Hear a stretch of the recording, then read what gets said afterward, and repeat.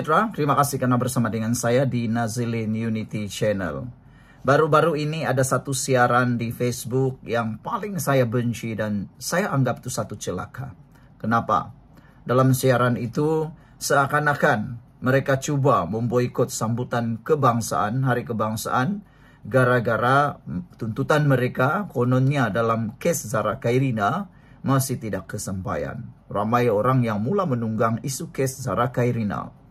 Kita memperjuangkan keadilan Zara Khairina, tetapi pada masa yang sama kita tidak boleh mengorbankan kemerdekaan hari kebangsaan yang sudah menjadi lambang kebanggaan negara kita. Saya ingin katakan bahwa kita wajib memperjuangkan keadilan untuk Zara Khairina. Tetapi pada masa yang sama, janganlah kita dipengaruhi oleh anasir-anasir yang jahat yang coba mencampur adukkan kes Zara Khairina dengan sambutan Hari Kebangsaan Malaysia. Saya percaya kita sedang melihat satu proses keadilan yang telus dan luar biasa untuk Zara Khairina. Dan saya bersyukur kerana gara-gara kes Zara Khairina, hampir keseluruhan perkara yang lama kita tidak tahu tentang sistem, cara pengurusan, bedah siasat, kes-kes dan sebagainya, kita mula belajar. Satu persatu kita belajar. Itu antara kebaikan yang kita ketahui selepas kes Zara Khairina. Kita doakan supaya yang salah dihukum, yang benar diperjuangkan. Saudara, hari ini saya ingin mengulas kepada Anda semua. Sambutan Hari Kebangsaan atau Kemerdekaan Malaysia tahun 2025 adalah yang paling hebat dalam sejarah. Kerana kerajaan perpaduan yang ada kerana Anwar dan paling penting pembangkang gagal lagi. Sebelum kita teruskan ulasan kali ini, jangan lupa tinggalkan komen Anda dengan tanda pagar Kami Sayang Malaysia. Sebelum kita teruskan ulasan ini, izinkan dulu saya kongsikan kepada Anda semua ini berita baik untuk kita semua yang mau kekal sehat, yang mau ada sistem imun yang kuat, dan yang ada masalah kesehatan. Mungkin Anda sudah berdoa bertahun-tahun untuk menyelesaikan, lepas daripada masalah kesehatan Anda. Tapi mungkin ini jawaban yang Tuhan hantar untuk Anda hari ini. Ini ialah terapi imun Transfer Factor for Life. Terapi imun yang meningkatkan daya imun badan kita sehingga 400%. Terapi imun Transfer Factor for Life ini mengajar imun badan kita menjadi bijaksana. Mengajar imun badan kita menjadi kuat. Dan apabila imun badan kita jadi kuat, bijaksana, ia akan mengenal mana satu lawan, mana satu kawan di dalam tubuh badan kita. Terapi imun ini juga mendidik imun badan kita untuk jadi bijaksana, menjadi kuat semula, menjadi remaja semula. Jadi melalui terapi imun atau melalui imun kita yang kuat, sistem imun badan kita yang kembali kuat, ia akan menghapuskan semua akar penyakit yang ada dalam tubuh badan kita. Saudara, dapatkan produk yang hebat ini melalui nombor telefon saya yang tertera. Dan ingat, produk ini lulus KKM, halal dan diperakui oleh doktor-doktor di seluruh dunia. Cepat dapatkannya, jangan tangguh-tangguh lagi. Anda tangguh, Anda yang rugi. Sudah ramai yang menikmati kehebatan dan penyelesaian kepada masalah kesehatan mereka selepas terapi imun ini mereka gunakan. Cepat dapatkannya, jangan tangguh-tangguh. Saudara, tahun ini kita menyaksikan satu sambutan Hari Kebangsaan paling hebat dalam sejarah negara. Ramai kata belum pernah semeriah ini. Persoalannya, kenapa sambutan kemerdekaan kali ini luar biasa? Jawabannya mudah. Karena faktor kerajaan perpaduan yang kukuh, kepimpinan Datuk Seri Anwar Ibrahim dan kegagalan pihak pembangkang yang semakin hilang arah.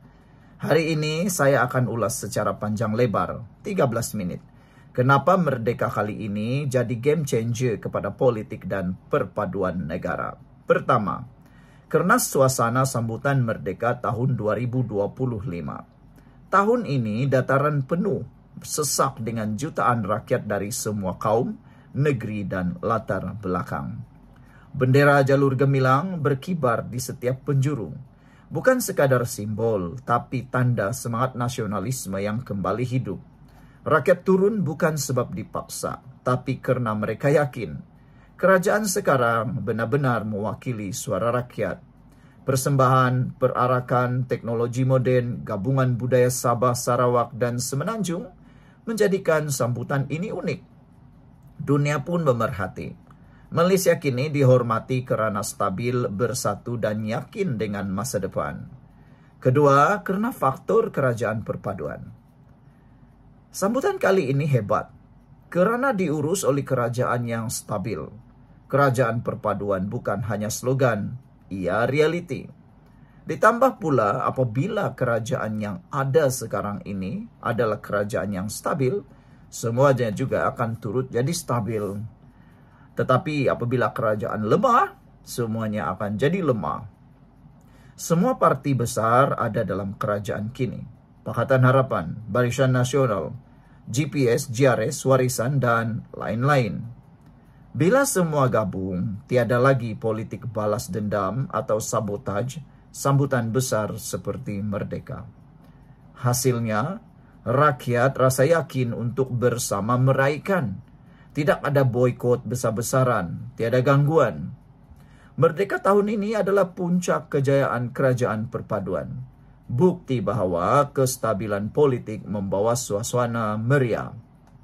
Ketiga, kepimpinan Anwar Ibrahim, faktor paling utama ini ialah kerana Anwar. Beliau bukan sahaja Perdana Menteri, tapi beliau ikon perjuangan rakyat berdekad-dekad.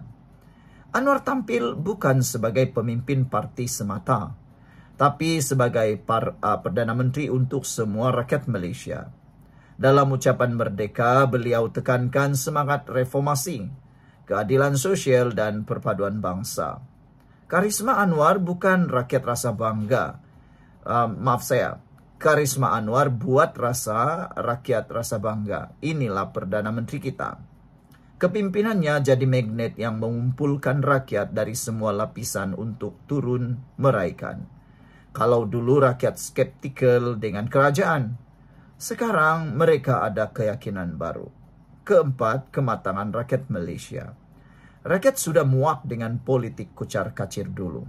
Mereka nampak Merdeka tahun ini sebagai simbol permulaan baru era perpaduan. Kehadiran anak muda, keluarga golongan B40, M40, malah T20 semuanya bergabung menyambut Hari Kebangsaan. Malaysia kini jadi contoh kepada dunia. Masyarakat maju boleh bersatu bila ada pemimpin yang kuat. Kegagalan pembangkang pula menjadi sebahagian kekuatan sambutan kali ini. Sementara rakyat bersatu meraihkan, pembangkang pula makin hilang arah. Mereka cuba menimbulkan naratif negatif kononnya sambutan membazir atau hanya gimik politik. Paling teruk sekali, Papa Gomo telah menyatakan kononnya dia bertanyakan, kononnya Anwar Ibrahim tiada pada sambutan kemerdekaan. Sekalinya Anwar Ibrahim tampil dengan penugah perkasa. Siapa lagi nak percaya dengan Papa Gomo? Aku pun tak tahu. Yang orang masih percaya dengan fitnahnya, saya pun tak faham. Realitinya, rakyat tidak percaya lagi dengan naratif pembangkang. PN, PAS, Bersatu, gagal bawa mesej yang menyatukan. Mereka hanya tahu memokkan isu perkauman dan agama. Hari Merdeka kali ini jadi simbol jelas. Rakyat menolak politik sempit pembangkang. Kegagalan mereka lebih terserlah bila sambutan disambut meriah tanpa gangguan besar. Yang keenam, impak ekonomi dan sosial. Sambutan mega ini bukan sekadar hiburan. Ia suntik keyakinan pelabur dan rakyat. Dunia lihat Malaysia stabil, aman dan rakyatnya bersatu. Keyakinan ini penting untuk ekonomi. Pelabur asing makin yakin, pelancongan makin meningkat. Merdeka tahun ini jadi bukti kestabilan politik ada kesan langsung kepada ekonomi negara. Ketujuh, harapan dan masa depan kita. Sambutan ini bukan nokta, tapi permulaan baru. Dengan kerajaan perpaduan kukuh, Malaysia ada peluang melonjak sebagai kuasa ekonomi serantau. Rakyat perlu terus pertahankan perpaduan ini. Jangan mudah terpedaya dengan retorik pecah belah. Selagi Anwar pimpin dengan bijaksana, Malaysia akan terus maju, aman dan dihormati. Jadi jelaslah, tuan-tuan dan puan-puan semua. Sambutan kemerdekaan kali ini paling hebat dalam sejarah Malaysia. Faktor utamanya ialah kerajaan perpaduan yang kukuh, kepimpinan Anwar yang berwibawa, dan kegagalan pembangkang yang hanya tahu bermain sentimen. Inilah wajah Malaysia baharu, stabil, bersatu dan yakin pada masa depan. Selamat Hari Kebangsaan, selamat menyambut Hari Merdeka, Malaysia Madani untuk semua. Sekian untuk kali ini, jangan lupa tinggalkan komen Anda, tekan butang subscribe. Bye-bye.